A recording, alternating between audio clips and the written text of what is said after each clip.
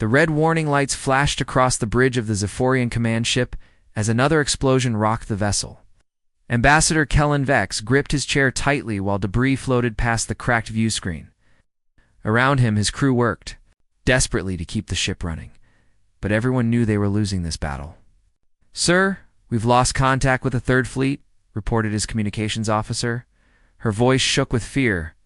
"The Vorthans have broken through our defensive line." Kellen closed his eyes for a moment. 3 fleets destroyed in less than 6 months. The Zephyrian coalition had started this war with over 800 ships. Now they had maybe 50 vessels left, scattered across 3 star systems and running for their lives. The Vorthan Empire had come without warning. One day the coalition worlds were at peace, trading with neighbors and exploring new planets. The next day, massive black warships appeared in their skies and began bombing cities. The Vorthons gave no reason for the attack. They simply arrived and started killing. "How many escape pods did the Centauri flagship launch before she exploded?" Kellen asked quietly. 17, sir, out of a crew of 400. Kellen felt sick. Captain Myra Thorne had been his friend for 20 years. They had served together during the border conflicts with the pirates. Now she was probably dead, along with most of her crew. The Vorthans did not take prisoners. "Sir, incoming transmission." From Admiral Corvaney on the Aquilon cruiser, the communications officer said, "Put him on screen." The face of Admiral Zeth Corvaney appeared on the main display. The old Aquilon officer looked tired and defeated. Burns covered half his face, and his uniform was torn. "Kellen, we have to retreat," Corvaney said without greeting. "My ships can't take much more of this. Vorthians have weapons we've never seen before. They cut through our shields like they weren't even there." "Where can we retreat to?" Kellen asked. "They've taken 4 of our 7 home systems. If we keep running, they'll hunt us down one by one. Then what do you suggest?" "We can't fight them. Look what happened to the Rigel Defense Force. 300 ships reduced to scrap metal in 2 hours. Kellen stared at the tactical display showing Vorthan ships advancing on their position. The enemy vessels were huge, dark things that looked more like moving asteroids than spaceships. Each one carried enough firepower to destroy a small moon. "There has to be someone out there who can help us," Kellen said. "What about the Stellar Republic? They have a strong military." Corvaney shook his head.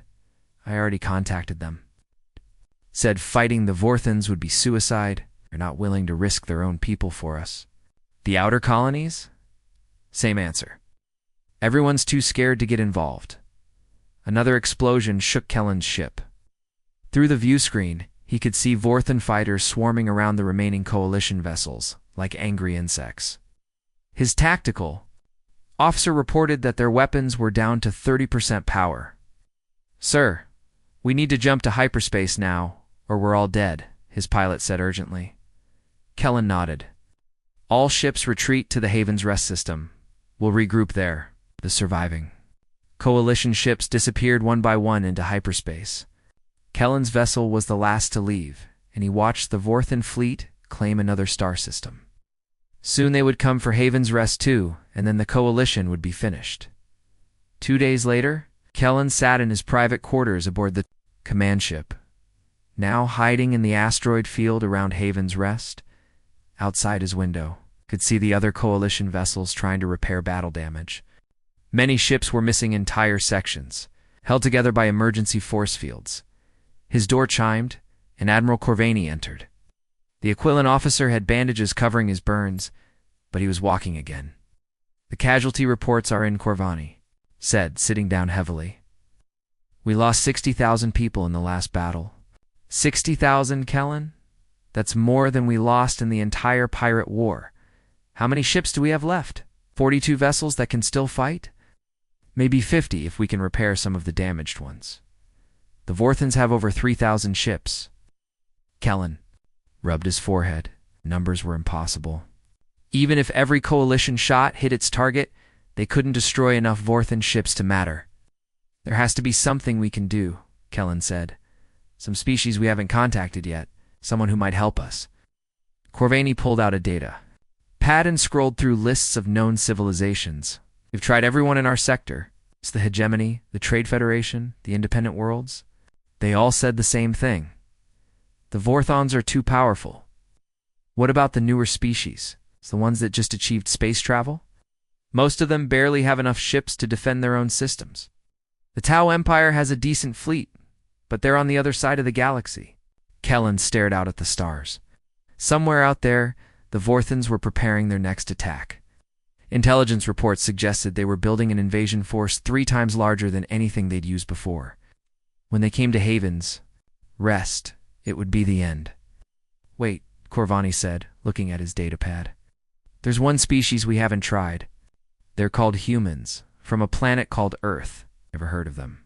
Are they military? The reports are strange. They only made contact with galactic civilization about 15 years ago. Most species avoid them.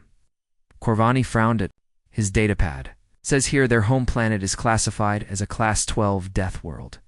Extreme weather, dangerous wildlife, unstable geology. The Galactic Survey team called it barely habitable.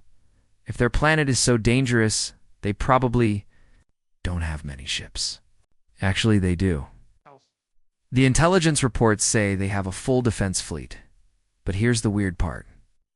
Other species are afraid of them. Kellen raised an eyebrow, afraid of a species that just discovered space travel. Look at this, Corvani showed him the datapad. The Altarian Trade Guild tried to establish a colony near human space 3 years ago. The humans told them to leave. When the Altarians refused, the humans destroyed their entire colonial fleet in 6 hours. How many ships did the Altarians have? 47. Kellen felt a spark of hope for the first time in weeks. Any species that could destroy 47 ships in 6 hours might be able to help them. Do we have a way to contact them? Yes, but Kellen, you need to understand something. The reports say humans are unpredictable. They don't think like other species. Some ambassadors who've met them called them barely controlled savages, right? Now, I'll take barely controlled savages over no help at all. Corvani nodded slowly. I'll set up the communication array. But if we do this, we might be asking for help from something worse than the Vorthons. Nothing could be worse than extinction. Kellen replied, Send the message. Lieutenant Commander Jake Harrison was drinking his 3rd cup of coffee when the emergency signal came through Terra Station Alpha. The communication array had picked up something unusual. Desperate transmission from far beyond human space. Jake almost ignored it, thinking it was just another trade request or diplomatic message. That could wait until morning. But something about the signal made him pause. The voice was speaking in broken galactic standard, and there was real fear in every word. Jake had heard that kind of fear before, during the border wars, when pirates attacked civilian transports. This was someone begging for help. Computer, translate and record the full message, Jake said, sitting up straighter in his chair. The translation came through clearly. A species called the Zephyrian Coalition was facing complete destruction. They had lost most of their fleet to something called the Vorthon Empire. They were asking anyone at all, to help them survive. Jake listened to the message 3 times before forwarding it to Earth Command. Within 2 hours, he received orders to report to Admiral Daniel Cross immediately. Jake had never met the Admiral before, but everyone in the fleet knew his reputation. Cross was the man who had planned the defense of Earth during the Altarian incident. The Admiral's office was simple but impressive, with models of human warships displayed on the walls. Admiral Cross was a tall man with gray hair and sharp eyes that seemed to see everything. He gestured for Jake to sit down. You're the officer who intercepted the alien distress call? Cross asked. Yes, sir. The Zephyrian Coalition is asking for military assistance against something called the Vorthon Empire. I've been reading the intelligence reports about this. Vorthon Empire, Cross said, pulling up a holographic display. They've conquered 12 star systems in the past year. Their military is massive, and they don't seem interested in negotiations. Jake studied the display showing Vorthon ship movements. Sir, why are we getting involved? This conflict is happening thousands of light years from Earth, because Lieutenant Commander the Vorthines have been asking questions about us. The hologram changed to show intercepted communications. Jake read through them quickly, feeling a chill run down his spine. The Vorthons were gathering information about human military capabilities, ship designs, and planetary defenses. See us as a threat, Cross continued. Intelligence believes that once they finish with the Coalition, they'll start moving toward human space. So we help the Coalition to help ourselves. Exactly, but there's a problem. The Terran Federation. Council is meeting tomorrow to discuss this situation. Many of them think we should stay out of alien conflicts. 2 days later, Jake found himself in the observation gallery of the Federation Council chambers. Below him, President Helen Carter was leading a heated debate about humanity's role in galactic affairs. The council members were split into two groups, and their arguments were getting louder by the minute. "We have no obligation to help these aliens," said Councilman Robert Davis. "Earth's first responsibility is to its own people. Why should we risk our ships and crews for strangers? Because today, it's the Coalition. Tomorrow, it might be us," replied Councilwoman Maria Santos. "The intelligence reports are clear. The Vorthians are already studying our defenses." "Those reports could be wrong," Davis shot back. "We've been peaceful neighbors with every species we've met. Why would the Vorthons want to attack us?" Admiral Cross stood up from his seat at the military advisory table. "May I address the council, Madam President?" President Carter nodded. "The floor recognizes Admiral Cross. Council members, I understand your concerns about getting involved in this conflict, but I need you to understand what we're facing." Cross activated a holographic display showing the Vorthon Empire's expansion pattern. "The Vorthons have conquered every species they've encountered. They don't negotiate, they don't take prisoners, and they don't show mercy. That doesn't mean they'll attack Earth," Davis insisted. "Actually, it does," Cross replied. 3 months ago, a Vorthon scout ship was detected near the edge of our territory. When our patrol ships investigated, the Vorthon vessel immediately fled. Last month, we intercepted communications between Vorthon commanders discussing the Deathworld species, and whether we pose a strategic threat. The council chamber fell silent. Jake could see the fear on some faces, determination on others. "What are you proposing, Admiral?" President Carter asked. "I'm proposing that we send a task force to assist the Coalition, not our entire fleet, but enough ships to make a difference." "How many ships?" asked Councilwoman Santos. 12 vessels, carefully chosen for this specific mission." Davis stood up angrily. 12 ships against an empire that destroyed hundreds of Coalition vessels. That's suicide. Cross smiled grimly. "Councilman, you're thinking like everyone else in the galaxy. You're assuming that bigger always wins, that more ships equals victory. But humans don't fight like other species." "What do you mean?" "Other species build massive fleets and fight predictable battles. They line up their ships and shoot at each other until one side is destroyed. Humans are different. We adapt. We use tactics that other species consider impossible or insane." Jake remembered reading about the Altarian incident. Human ships had used the gravity wells of gas giants to accelerate beyond normal speeds, appearing behind enemy formations in ways that violated standard tactical doctrine. "The Coalition needs hope more than they need ships," Cross continued. "If we can show them how to fight differently, how to use their advantages instead of playing by Vorthon rules, we might be able to turn this war around." President Carter looked around the chamber. "I call for a vote. All in favor of authorizing Admiral Cross's task force." The vote was close, but the motion passed. Jake felt relief wash over him. Earth would help the Coalition. Later that evening, Jake was surprised to receive a personal message from Admiral Cross. He was being transferred to the task force as an intelligence officer. Within a week, he found himself aboard the UES Liberty. The flagship of the Human Relief Fleet captain, Lisa Morrison, was younger than Jake had expected, but her reputation preceded her. She had commanded a destroyer during the border wars and was known for unconventional tactics. Her senior staff included Commander Ryan Blake, a tactical genius who had designed many of the Navy's current battle strategies. "Welcome aboard, Lieutenant Commander," Morrison said when Jake reported to the bridge. "I hope you're ready for an interesting mission." "Yes, ma'am." "What's our objective?" "Simple. Morrison replied with a slight smile. We're going to teach the galaxy that humans don't fight fair. Commander Blake pulled up a tactical display showing their route to Coalition space. The Vorthians are expecting the Coalition to fight like every other species they've conquered. Line formations, predictable strategies, honor-bound tactics. They're not expecting humans. What makes us so different? Jake asked. We're from a world that's been trying to kill us since we first stood upright, Morrison answered. We learned to survive by being unpredictable, by using our environment as a weapon, by never giving up, even when everything looks hopeless. Blake nodded. Every other species in the galaxy evolved on nice, stable worlds. They fight nice, stable battles.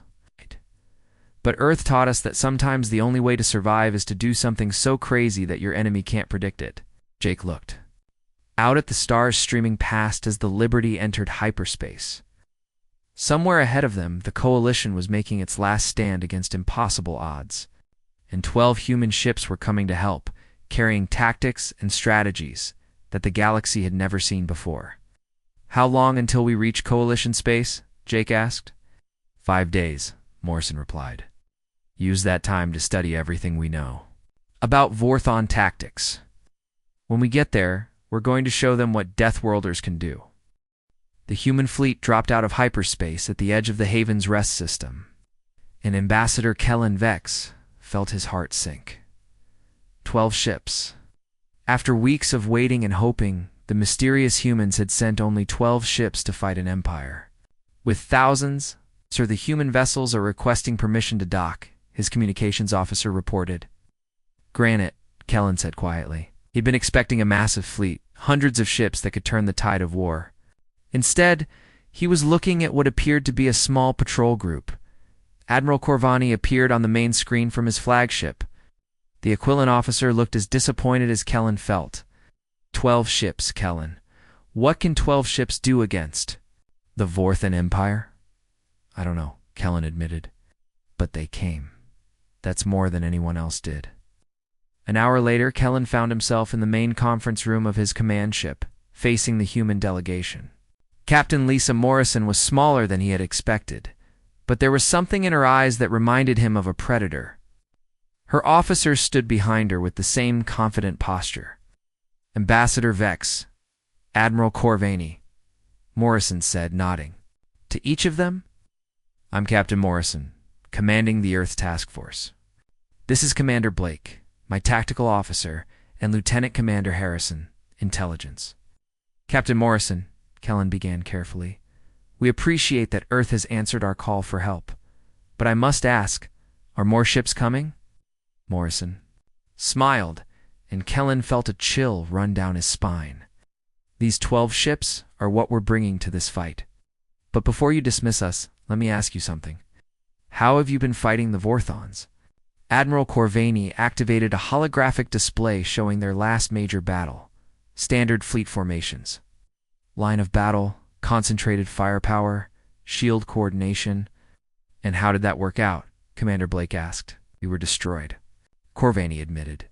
The Vorthons have superior numbers and firepower. In a straight fight, we can't win. Then stop fighting straight fights, Morrison said simply. Kellen stared at her. What do you mean? The Vorthans expect you to line up your ships and shoot at each other like gentlemen. They've built their entire strategy around that assumption. What if you stop doing what they expect? Lieutenant Commander Harrison pulled up intelligence data about Vorthon tactics. We've studied every battle you fought with them. The Vorthans use the same formations, the same strategies, every single time. They're predictable. They're also unbeatable, Corvani pointed out. Only if you fight them on their terms, Blake replied. What if you used the asteroid fields? What if you attacked from multiple directions at once? What if you made them come to you instead of meeting them in open space? Kellen felt a spark of something he hadn't felt in months. Hope. We can actually win? I think you can survive, Morrison said. And if you can survive long enough, we can teach the Vorthans that humans don't follow the rules. 2 days later, Vorthan scouts entered the system. 5 sleek vessels, each one larger than any coalition ship. They moved in perfect formation. Scanning for the refugee fleet, Major Kevin Torres sat in his fighter cockpit, hidden behind a large asteroid. Around him, 11 other human pilots waited in silence. The Coalition fighters were positioned in different hiding spots throughout the asteroid field. "All right, people," Torres said into his comm system. "Remember what we practiced? The Vorthans expect fighter attacks to come from the front. We're going to hit them from 6 different directions at once." "Torres, this is crazy," said Lieutenant Amy Park, one of the Coalition pilots who had been training with the humans. "My people don't fight like this." "Your people have been losing," Torres replied. "Trust me." The Vorthan scouts moved deeper into the asteroid field, following standard search patterns. They were confident, predictable, completely unprepared for what happened next. Torres fired his engines and shot out from behind his asteroid, not toward the Vorthan ships, but toward a large rock floating nearby. He used the asteroid's gravity to slingshot himself around its far side, gaining speed and changing direction in a way that no Vorthan pilot had ever seen before. "Now," he shouted, human and Coalition fighters erupted from hiding spots throughout the asteroid field. But instead of flying in formation toward their targets, they bounced between asteroids, used gravitational effects to change course, and attacked from angles that should have been impossible. The Vorthans tried to respond, but their tactics were designed for predictable enemies. They couldn't track fighters that were using asteroids as stepping stones. Bouncing from rock to rock like insects hopping between flowers, Torres dove toward the lead Vorthon scout, fired his weapons, then immediately ducked behind another asteroid. Before the enemy could return fire, around him the other pilots were doing the same thing, appearing and disappearing like ghosts in the asteroid field. "Vorthan ships are breaking formation," reported Park, excitement clear in her voice. "Don't know which way to turn. Keep hitting them," Torres ordered. "Don't give them time to think." Within 10 minutes, all 5 Vorthon scouts were destroyed. Not a single human or Coalition fighter had been lost. Torres looked at his tactical display in amazement. They had just achieved something impossible. Back on the command ship, Admiral Corvani stared at the battle reports. "How did you do that?" "The Vorthans have never lost a scouting engagement. We used the environment," Morrison explained. "Species see asteroid fields as obstacles to avoid. Humans see them as tactical advantages. But your fighters were outnumbered," Kellen pointed out. "Numbers don't matter if the enemy can't hit you," Blake said. "The Vorthons are used to fighting in open space where their superior firepower can be brought to bear. In an asteroid field, their big ships become liabilities instead of advantages." Commander Harrison was studying the intercepted Vorthon communications. "They're panicking. The surviving scouts are reporting that they faced an unknown enemy with impossible tactics." "Good," Morrison said. "Fear is a weapon, and the Vorthans haven't felt it in a long time." Over the next week, human officers worked with Coalition crews to train them in new tactics. Colonel Susan Wright, the human Marine commander, showed Coalition ground forces how to use guerrilla warfare techniques. Instead of fighting pitched battles, they learned to hit and run, to use their knowledge of local terrain against invaders. "The Vorthons are used to enemies who fight with honor," Wright explained to a group of Coalition soldiers. "They expect you to stand up and fight fair. Don't hide in the shadows. Attack their supply lines, make them afraid to leave their ships." Lieutenant Peter Hayes worked with Coalition intelligence officers to develop psychological warfare strategies. "The Vorthans think they're invincible," he said.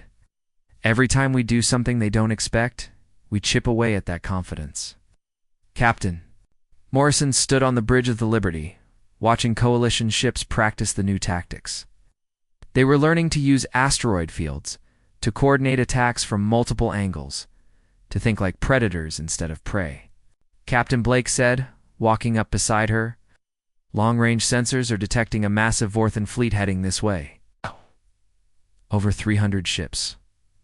Morrison nodded. She had been expecting this. "How long until they arrive?" 48 hours? "Good. That gives us time to prepare the welcome party." Kellen joined them on the bridge, looking worried. "Captain Morrison, our scouts report that the Vorthans are bringing their entire battle fleet. This isn't a patrol or a raiding force. This is an invasion army." "I know," Morrison replied calmly. They're bringing everything they have because they want to crush us completely. They want to make an example of what happens when someone challenges the Vorthan Empire. Can we win against those numbers? Morrison looked out at the asteroid field where Coalition and human ships were practicing together. Ambassador, you asked? The wrong species for help if you wanted a fair fight. Humans don't fight fair. We fight to win. Fleet Admiral Krathvex stood on the bridge of his flagship, the massive dreadnought, Eternal Dominion, and watched 300 Vorthan warships drop out of hyperspace around him. This was the largest fleet the Empire had ever assembled.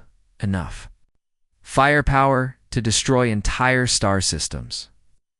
Admiral, we're detecting the Coalition fleet hiding in the asteroid field, his tactical officer reported.